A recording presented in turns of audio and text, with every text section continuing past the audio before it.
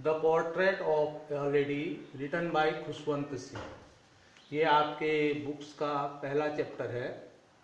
तो portrait of A lady, तो इस कहानी में एक महिला का जो है शब्द चित्र दिया है, जो कि लेखक की यानी कि खुशवंत सिंह की दादी है। और इस चैप्टर में जो टफ वर्ड हैं, डिफिकल्ट वर्ड हैं, उनका जो है मैंने यहाँ पर कुछ वर्डों के जो है मीनिंग्स लिखे हैं। जैसे पोर्ट्रेट, पोर्ट्रेट मतलब होता है ड्राइंग यानी कि शब्द चित्र। और व्रिंकल यानी कि आपने देखा होगा ज़्यादा उम्र में लोगों के चेहरे पर आड़ी तिरछी जो झुर्रियाँ बन जाती हैं, उन्हें व्रिंकल कहा जाता है। स्टूप यानी कि बैंड, बैंड यानी कि उसकी दादी माँ जो कमर से हल्की झुकी हुई थी, उसके लिए स्टूप शब्द का इस्तेमाल किया गया है। रोजरी, रोजरी आपने देखा होगा कि जो पूजा करते हैं या जो भक्तजन हैं, तो उनके हाथ में एक माला होती है जिसे वह जाप करते रहते हैं, उसे रोजरी बोला जाता है। लॉक्स यानी कि बालों का गुच्छा, बालों का गुच्छा यानी कि एक ही स्थान पर बहुत से बालों का इकट्ठा होना, उसे लॉक्स बोला जाता है। स्क्रिप्चर्स, धर्म ग्रंथ, धर्म ग्रंथ आपके कुछ भी हो सकते हैं, जैसे आपने रामायण है, महाभारत है, या अन्य इसी प्रकार के पुराण हैं, तो ये सब जो है आपके स्क्रिप्चर्स के अंतर्गत आते हैं। मोनोटोनस, मोनोटोनस ऐसा शब्द यानी कि कोई भी चीज नीरस, जिसमें कोई उत्साह न हो, कोई आनंद न हो, उसे मोनोटोनस कहा गया है। मोनोपोली, मोनोपोली एकाधिकार यानी कि किसी चीज में भी, जैसे कोई व्यक्ति किसी चीज का उत्पादन करता है तो उत्पादन में एकाधिकार हो सकता है, बिक्री में एकाधिकार हो सकता है, तो इसे जो है मोनोपोली शब्द दिया गया है। अब मैं आप लोगों को इस चैप्टर की समरी बताता हूं। इसमें जो खुशवंत सिंह है, उसकी दादी माँ है, जिसका कि उसके साथ बहुत अधिक अटैचमेंट है, यानी कि बहुत ज्यादा उनका लगाव है। तो दादी माँ और वह, जब वह बहुत छोटा है तो एक साथ एक कमरे में रहते हैं। दादी माँ सुबह उसे उठाती है, नहलाती धुलाती है और उसके लिए नाश्ता बनाती है, और दोनों एक साथ ही गांव में स्कूल की तरफ जाते हैं, क्योंकि जो स्कूल है उसके जो मंदिर है, मंदिर के साथ अटैच पड़ा हुआ है, यानी कि जुड़ा हुआ है। दादी माँ वहां पर जो है धर्म ग्रंथ का अध्ययन करती है उस मंदिर में, और उस दौरान जो है वह खुशवंत सिंह अपने बचपन में जो है वहां पर पढ़ाई करता है। धीरे धीरे समय बीतता है, तो वे लोग जो है उसके माता पिता यानी कि खुशवंत सिंह के माता पिता, जो कि शहर में रहते हैं, वहां पर उन लोगों को बुलवा लेते हैं। मकान बड़ा है तो गांव नहीं है, घूमने को नहीं है, तो दादी माँ कमरे में अंदर बंद रह जाती है। जहां गांव में वह कुत्तों को, जो आवारा कुत्ते थे, उनको जो है बासी रोटी खिलाती थी, अब उसका काम वहां पर क्या हो गया है, शहर में जो स्पैरो है, तो गौरैया पक्षी है, तो उनको जो है वह दिन में एक बार रोटी के टुकड़े जो है उनको फेंक कर उनको खिलाती है। तो वह चेंज हो गया, जहां गांव में वह कुत्तों को भोजन देती थी, यहां वह स्पैरो को देती है। अब पहले वह उसके होमवर्क में, उसके कार्य में उसको हेल्प करती थी। अब क्या हुआ, धीरे धीरे वहां पर जो है ऐसा कुछ नहीं है, क्योंकि न तो वह, तो एक तो खुशवंत सिंह मोटर गाड़ी से, स्कूल बस से अपने स्कूल जाता है, दूसरा जो उसका स्कूल का जो सिलेबस है वह अधिकतर इंग्लिश मीडियम यानी विज्ञान पर आधारित है। गांव में वह धर्म ग्रंथों के आधार पर उसको पढ़ाती थी, पर वहां पर जो है अधिकतर विज्ञान संबंधी पढ़ाया जाता है, जो उसकी दादी माँ के लिए जो है अनभिज्ञ है।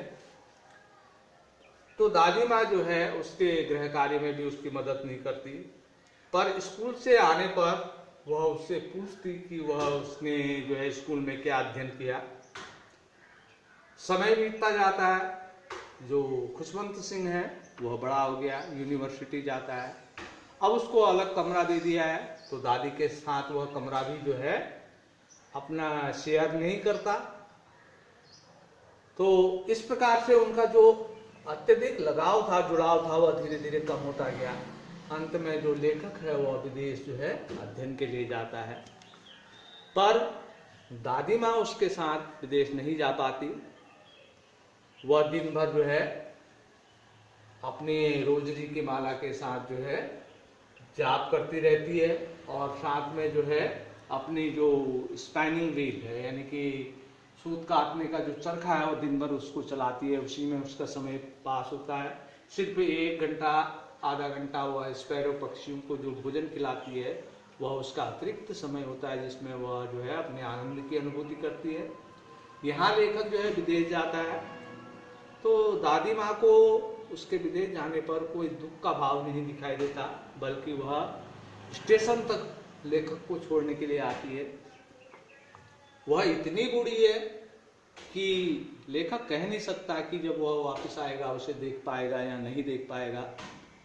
तो लेखक उससे जाते समय उसके आलिंगन करता है, और फिजिकल रिलेशन यानी कि उसके शरीर का स्पर्श वह अंतिम बार महसूस करता है।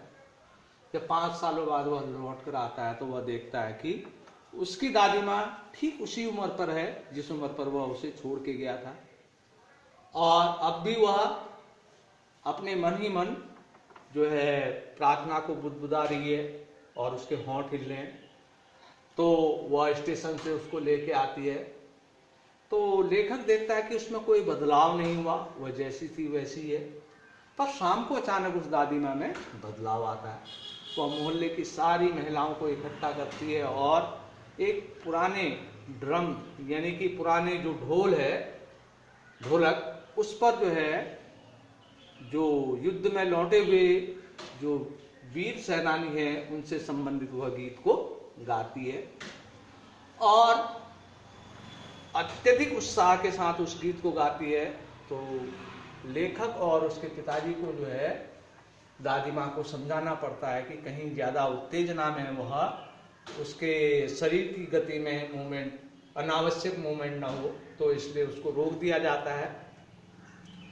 और तब दादी माँ को महसूस होता है कि आज उसने यह जो समय था उसने जो है जयमाला को जपने से छोड़ दिया, और वह जाकर बिस्तर पर लेट जाती है और उनसे कहती है कि उसको उसका जो है अंतिम समय आ गया है। उसे मामूली बुखार होता है, पर डॉक्टर आता है, वह कहता है कि यह सही हो जाएगा, पर दादी माँ अपनी जीत पर रहती है कि उसका अंतिम समय आ गया है। और कुछ समय वह माला जपते जपते जो है उसके हाथ निर्जीव होते हैं, और वह माला उसके हाथों से गिर जाती है।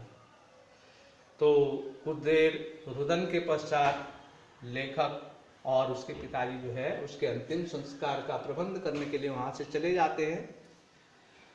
तो जब वह उसकी अर्थी को लेकर वापस आते हैं, यानी कि बनी हुई अर्थी को लेकर आते हैं जिसमें कि उसकी दादी माँ को ले जाया जा सके, तो देखते हैं कि उसके कमरे से उसके पूरे बरामदे में सारी गौरैया पक्षी जो हैं छितरी हुई फैली पड़ी हैं, और वह कोई आवाज नहीं कर रही हैं।